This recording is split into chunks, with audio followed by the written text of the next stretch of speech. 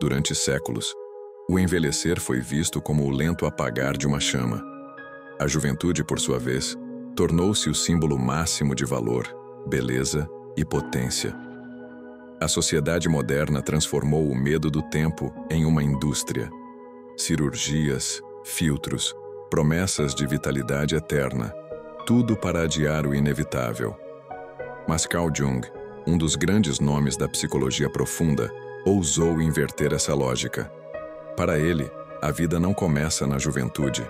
A verdadeira vida começa quando deixamos de correr atrás da imagem e passamos a buscar essência. Jung acreditava que as primeiras décadas de existência são um ensaio, um tempo de experimentação, onde reunimos fragmentos do que pensamos ser. Trabalhamos, sonhamos, amamos e falhamos, acreditando que tudo isso nos define.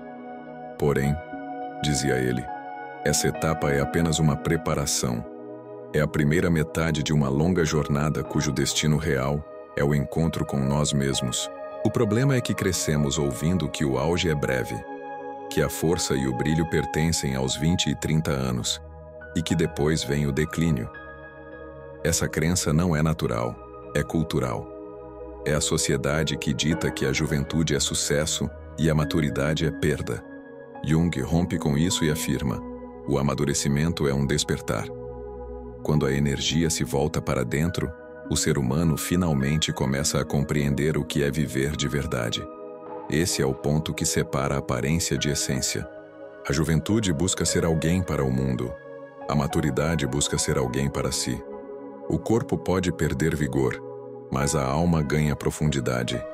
E é nessa troca silenciosa, onde o brilho de fora cede espaço à luz interior, que o verdadeiro significado da vida começa a se revelar. É nesse instante que a pergunta surge: e se envelhecer não for o fim, mas o portal para um novo começo? Na juventude, acreditamos que estamos descobrindo quem somos, mas na verdade, estamos construindo aquilo que Jung chamou de persona. A persona é a máscara social que aprendemos a usar para sobreviver no mundo. Ela é moldada pelas expectativas da família, da cultura e das pressões silenciosas que nos empurram a ser alguém que os outros aprovam. É a imagem que mostramos, o papel que desempenhamos, o personagem que criamos para sermos aceitos. Durante os primeiros 40 anos, nossa energia está voltada para fora. Buscamos conquistar, pertencer, provar valor. É a fase em que acumulamos títulos, bens, relacionamentos e status. Acreditamos que felicidade é o reconhecimento do outro, que ser bem-sucedido é o mesmo que ser pleno. Mas, sem perceber, quanto mais consolidamos nossa persona, mais nos afastamos daquilo que realmente somos.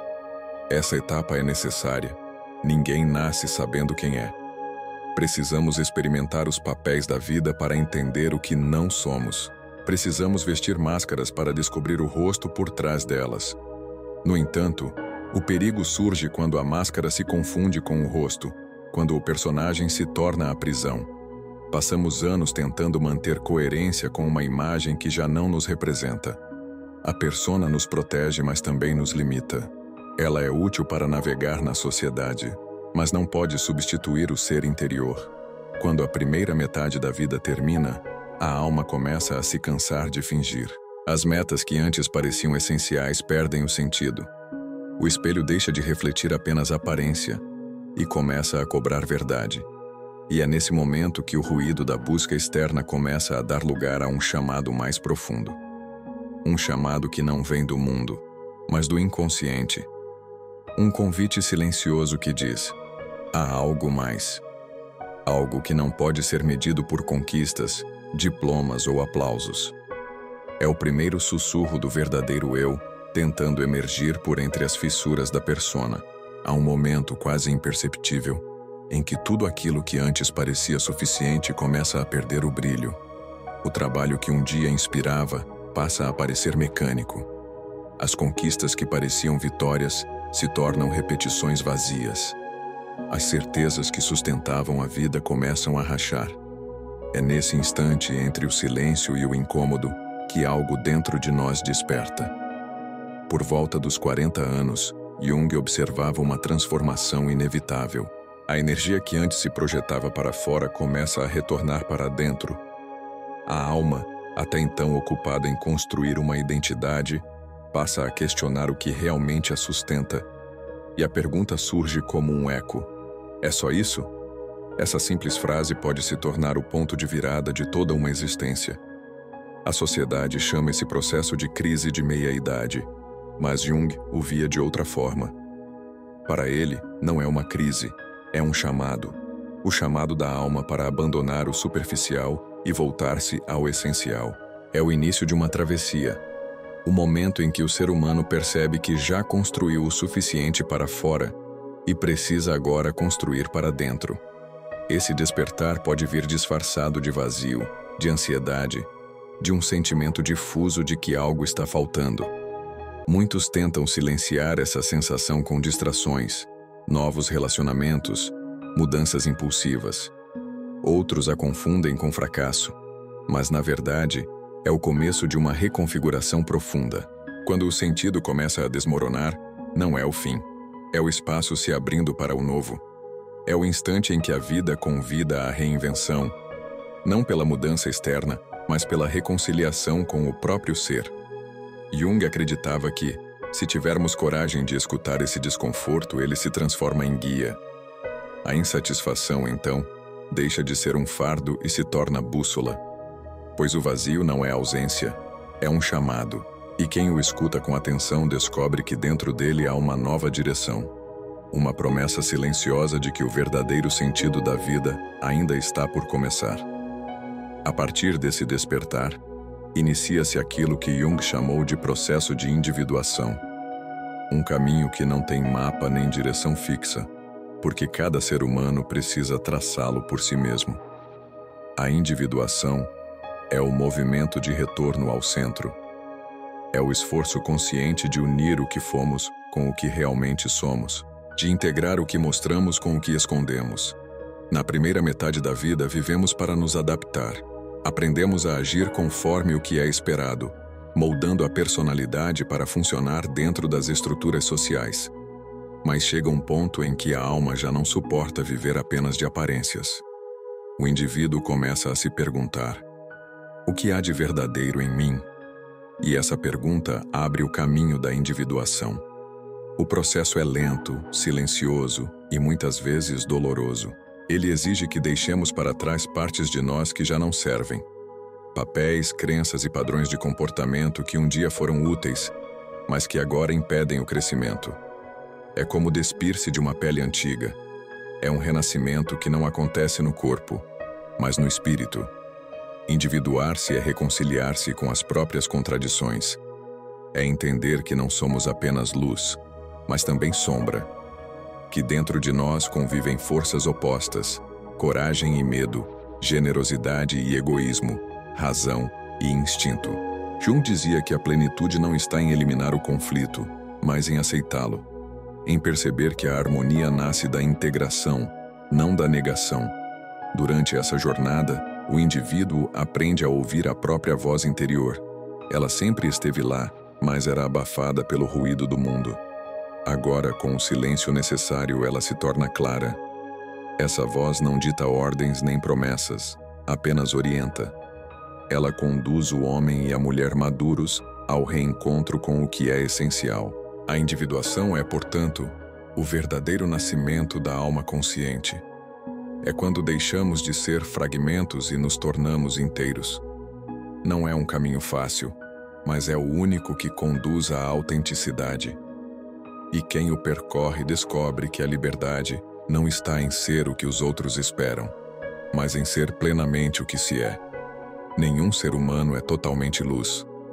Dentro de cada um existe um território oculto, um espaço onde guardamos tudo o que preferimos não ver. É ali que vivem nossos medos, culpas, invejas, desejos reprimidos e dores não resolvidas. Jung chamou essa região da psique de sombra. Ela é formada por tudo o que rejeitamos em nós mesmos para parecermos aceitáveis diante dos outros. Desde cedo aprendemos a esconder o que é considerado feio, errado ou fraco. Fingimos ser fortes quando estamos em ruínas. Mostramos gentileza quando sentimos raiva. Vestimos máscaras de autoconfiança enquanto trememos por dentro. A sombra cresce justamente nesses silêncios forçados. Ela não desaparece porque é negada. Ao contrário, ganha força no esquecimento. Encarar a sombra é um dos passos mais difíceis da individuação. Exige coragem para reconhecer que o mal que vemos no mundo também habita dentro de nós. Que a raiva que condenamos, a inveja que desprezamos e a arrogância que criticamos são, em parte, reflexos do que ainda não aceitamos em nós mesmos.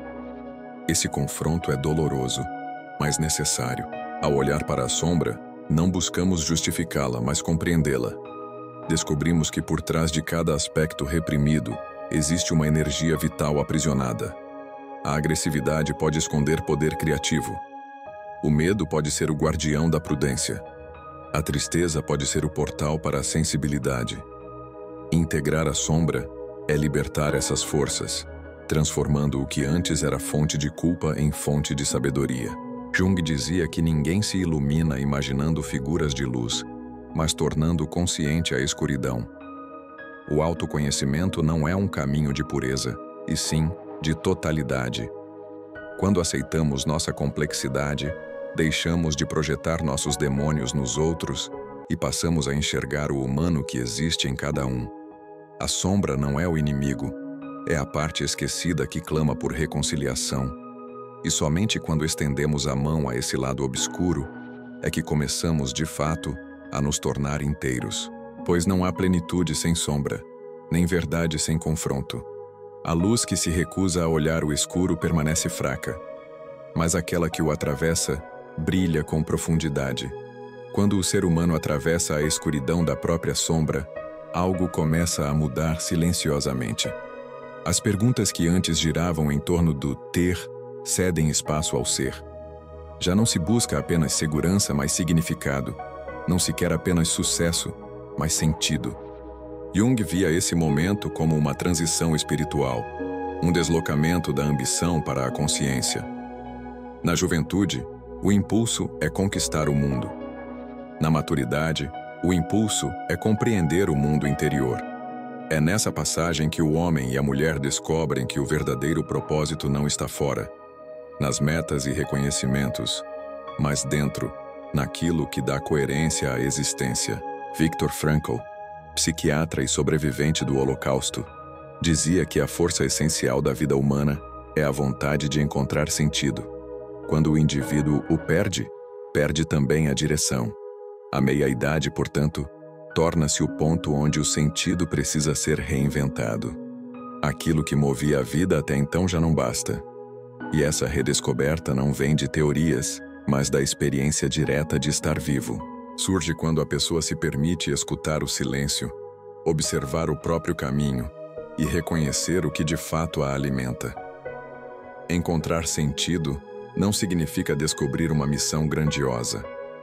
Às vezes, é apenas reencontrar o valor das pequenas coisas, o tempo com quem se ama, a simplicidade dos gestos, o prazer de criar, a paz de estar consigo mesmo.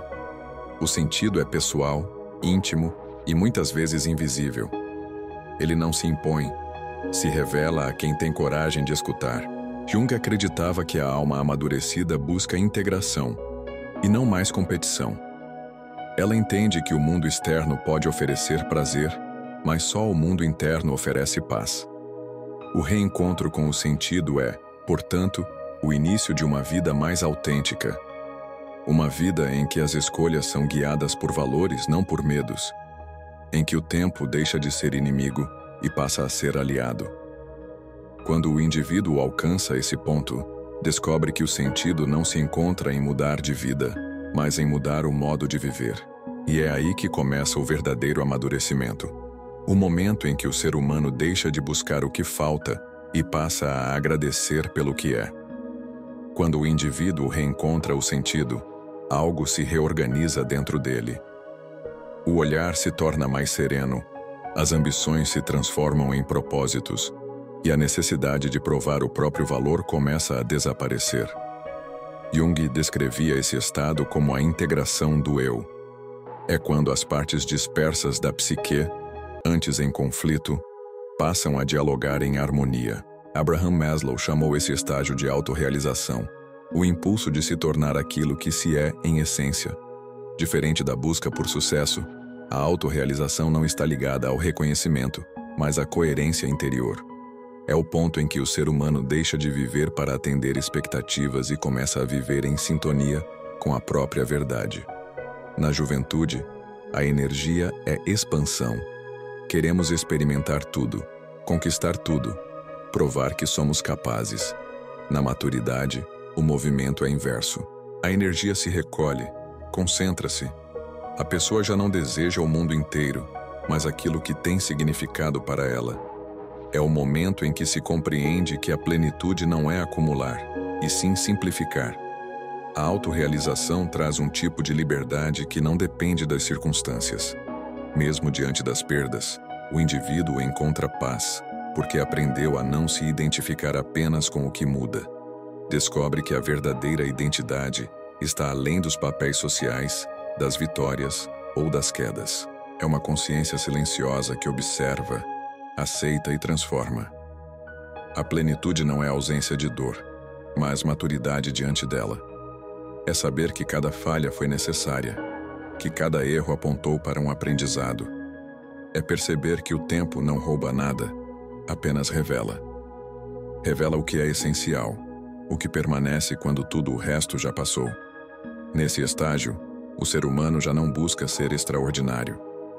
Busca ser verdadeiro. E é justamente nessa simplicidade, nessa honestidade consigo mesmo, que floresce a sabedoria. Jung acreditava que só nesse ponto a vida se torna realmente completa, pois o indivíduo finalmente deixa de ser fragmento e passa a viver como totalidade.